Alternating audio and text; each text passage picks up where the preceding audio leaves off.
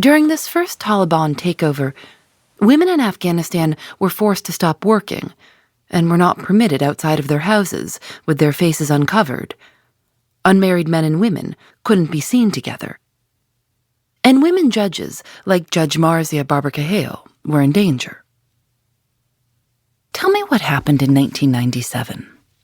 1997, when the Taliban came in my city, Babakarkhail,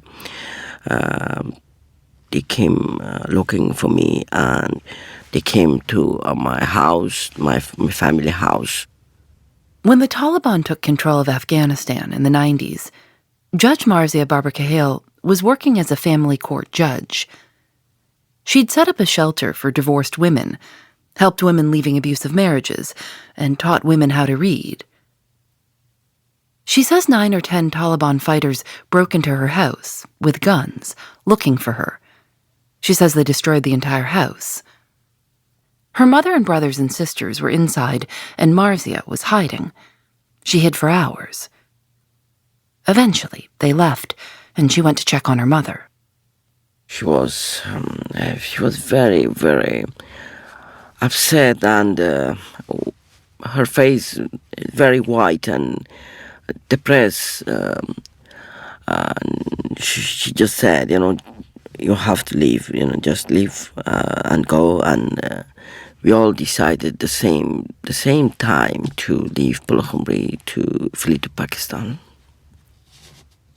This was a shock for all of my family. Because your mother thought they'd come back, they wouldn't stop looking for you. Well, of course, because the Taliban told to my mother they will back, and when we left Afghanistan, the people live in Babakarkhail, and they know the Taliban took all our properties. The beautiful house my mother made, they took everything from our house. She continued to receive threats, even years later. After the Taliban lost power, she returned to Afghanistan. And then, one night, when she was on her way to visit her mother in the hospital, she was hit by a car. When I opened my eyes, I just saw the doctors around me. That's all I remember. She says her legs and back were broken. And then, she says, she got a phone call. They said, how was our gift? How was our gift? Yes. And so you knew it was an assassination attempt because of that? Yes, of course. I said to my mother, please forgive me. And my mom said, I did nothing wrong. Just go and be safe. That's all I remember. Today, she lives in the UK. When I came in this country, I came with my suitcase and my diary and some of my paperwork. That's all. How we lost everything, all our achievements, sacrifice, and everything we did, work hard. It is really difficult for me, for all of us, not just me.